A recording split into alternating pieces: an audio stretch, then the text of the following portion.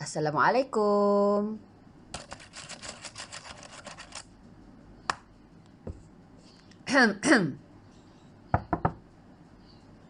Selamat datang ke kelas Cikgu Sheila.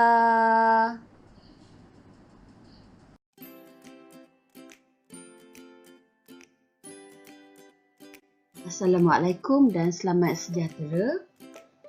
Tema kita pada hari ini adalah sumber perniagaan, iaitu bab 3. Kemudian kita akan tengok kepada standard pembelajaran, iaitu mengenal pasti sumber pembiayaan untuk sesebuah perniagaan dan juga menghuraikan jenis pembiayaan dalaman dan pembiayaan luaran. Okey, pada akhir sesi pembelajaran kita, pelajar akan dapat menyatakan 6 sumber pembiayaan untuk sesebuah perniagaan dan juga menghuraikan 2 sumber pembiayaan dalaman dan 4 sumber pembiayaan luaran. Okey, mari kita mula dengan kelas kita pada hari ini.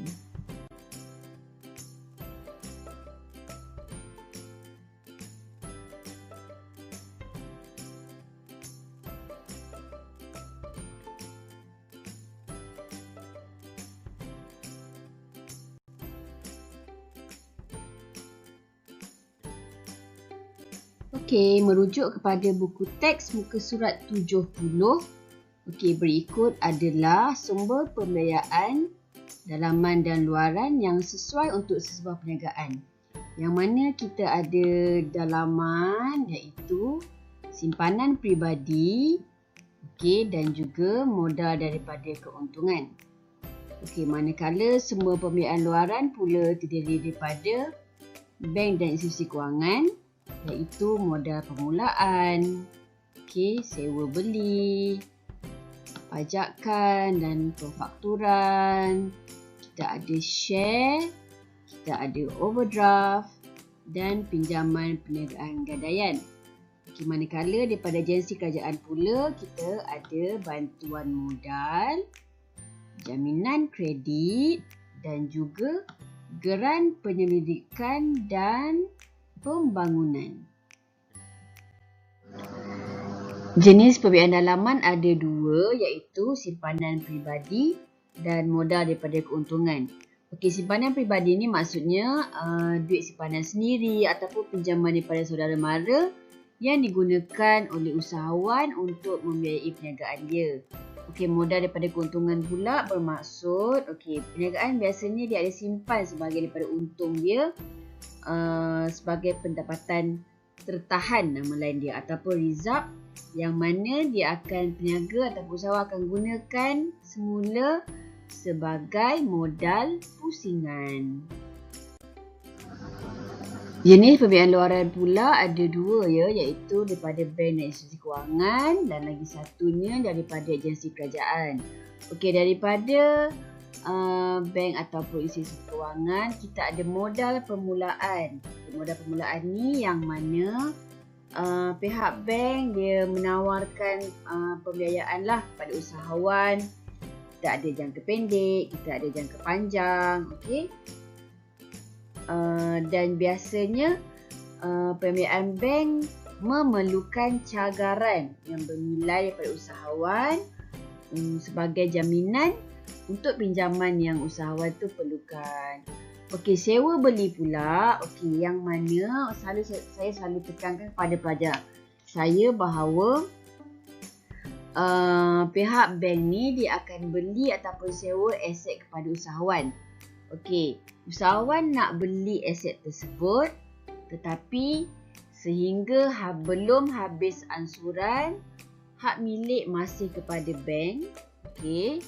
Sebaik sahaja habis ansuran dijelaskan, hak milik akan berpindah. Maksudnya sepanjang tempoh 9 tahun ke 7 tahun tu, kita masih membayar kepada bank, hak milik tu tidak akan diserahkan sehinggalah ansuran dijelaskan sepenuhnya. Okey, pajakan pula. Pajakan yang mana usahawan boleh menggunakan mesin atau jentera dengan cara menyewa. Okey, keyword dia Selalunya bila pajakan, usahawan dia tak nak beli mesin atau jentera tersebut, tapi dia nak sewa sahaja. Bila habis tempoh sewaan, mungkin dalam tempoh 3 tahun dia nak gunakan jentera tersebut, habis sahaja tempoh, dia pun akan berhenti membayar sewa dan barang tu dipulangkan kembali kepada pihak bank ataupun institusi kewangan. Okey, kita tengok pula kepada share. Okey, share ni atau saham tu adalah modal sesebuah perniagaan. Okey, perniagaan apa yang menerbitkan share? Okey, perniagaan seperti syarikat berhad ataupun syarikat sendirian berhad. Yang mana bank saudagar akan beli share perniagaan tu jika share tersebut tidak dapat dilanggan oleh pelabur. Okey, overdraft pula. Okey, pelajar kena ingat keyword dia adalah pemegang akaun semasa. Bermaksud di sini, peniaga boleh keluarkan wang lebih daripada jumlah yang ada dalam akaun semasa untuk membayar hutang dia. Okey, tapi atas persetujuan daripada pihak bank yang tersebut. Pinjaman perniagaan gadaian pula adalah yang mana peniaga akan mencagar barang berharga mengikut hukum syarak untuk mendapatkan pinjaman. Selalu kita panggil dia sebagai ar-rahnu lah. Dan barang-barang yang biasanya diterima sebagai cagaran adalah seperti barang kemas, jongkong ataupun shilling emas. Pemfakturan pula. Syarikat pemfakturan akan beli invoice pada harga diskaun. Invoice ni bermaksud, saya sebagai peniaga, saya ada seorang ni dia memang susah sangat nak bayar hutang saya. Jadi, invoice tu saya akan jual kepada syarikat pemfakturan tapi pada harga diskaun. Dan saya tidak perlu lagi mengutip hutang yang mana hutang itu akan dituntut oleh syarikat pemfakturan. Walaupun saya jual invoice saya pada harga diskaun, sekurang-kurangnya saya dapat juga duit saya sedikit. Dan saya tidak perlu menanggung hutang lapuk.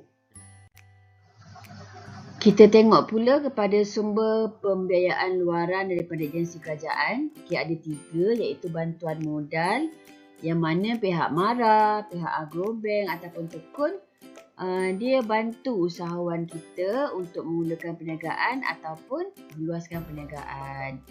Jaminan kredit pula, kerajaan dengan usaha sama Syarikat Jaminan Kredit Malaysia, dia bagi jaminan lah bahawa usahawan ni akan mampu bayar balik pinjaman dia walaupun usahawan tersebut tidak mampu menyediakan cagaran. Grant Pendidikan dan Pembangunan, kerajaan melalui Kementerian Sains, Teknologi dan Inovasi, dia sediakan grant dan insentif pendidikan dan pembangunan supaya sebagai galakan syarikat di Malaysia ni menjadi inovatif, kemudian lebih berdaya tinggi, berdaya saing dan mencipta teknologi dan produk yang baharu.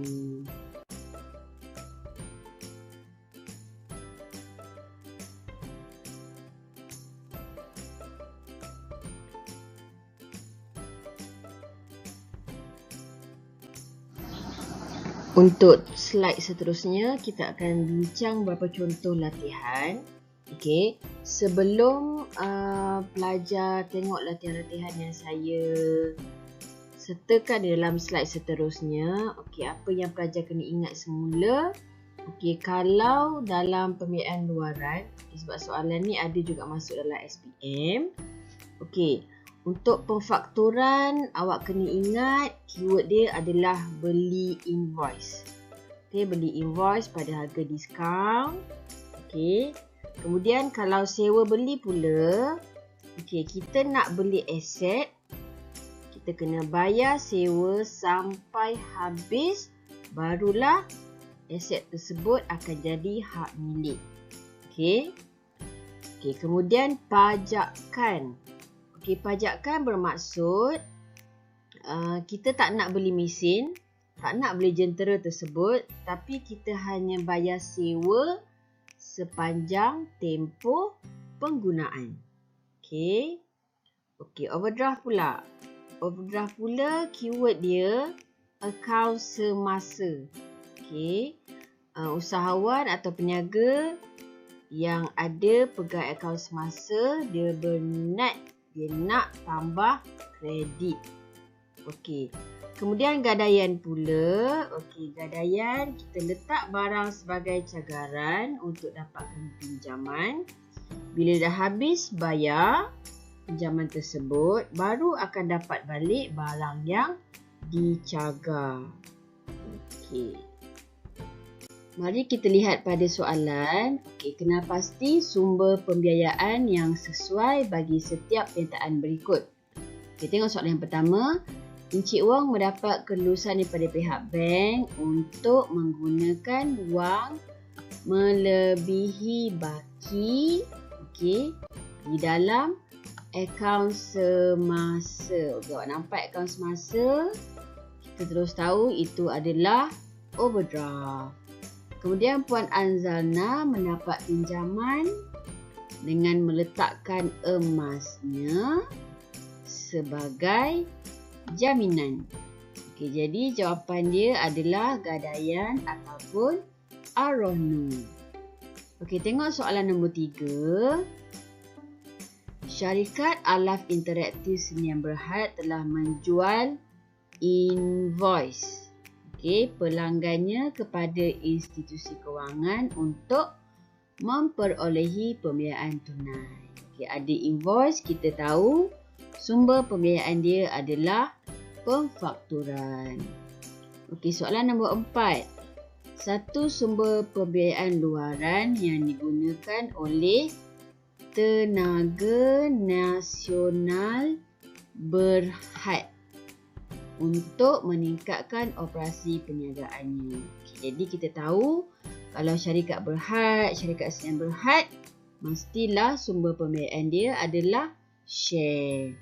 Okey, dan soalan seterusnya yang terakhir, agensi kerajaan yang dapat membantu Puan Saliza, usahawan kecantikan mengembangkan perniagaannya. Okey, keyword dia dekat sini apa?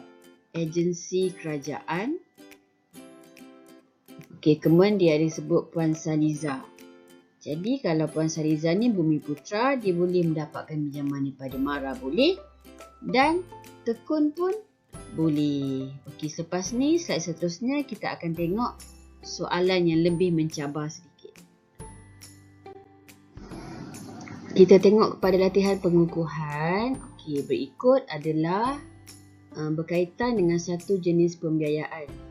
Okey, Batisha ambil keputusan memulakan perniagaan jahitan pengantin secara kecil-kecilan, memerlukan modal tapi tidak bercadang untuk membuat pinjaman. Okey, apakah jenis sumber pembiayaan yang sesuai dipilih oleh Batisha? Kemukakan alasan 4 markah. Jadi di sini markah pertama awak boleh ambil sumber pembiayaan yang sesuai dipilih oleh Batisha ialah, berikan jawapan awak. Kemudian lagi 3 markah, awak hanya perlu kemukakan alasan kenapa. Jadi awak bolehlah bagi 3 dia punya kebaikan. Okey, kenapa? Okey, berpandukan kisah Batisha tu tadi. Mesti tengok kepada cerita soalan tersebut. Okey, kemudian B. Jelaskan kekuatan sumber pembiayaan. Di 1A 3 markah. Jadi kita dah tahu sumber pembiayaan yang sesuai dipilih oleh Batisha. Okey, jelaskan dia punya kekuatan 3 markah. 3 huraian lah di situ. Okey, kemudian jelaskan kelebihan overdraft dalam membantu peniaga meluaskan perniagaan, 3 markah. Okey, yang soalan ni C ni tak ada kena-mengena dengan Batisha, tapi dia bertanyakan tentang kelebihan overdraft tu tadi. Jadi awak boleh mulakan jawapan awak. Kelebihan overdraft dalam membantu peniaga meluaskan perniagaan ialah, okey, 1 apa, 2 apa dan 3 apa. Kita akan bincangkan jawapan dalam kelas yang seterusnya nanti ya.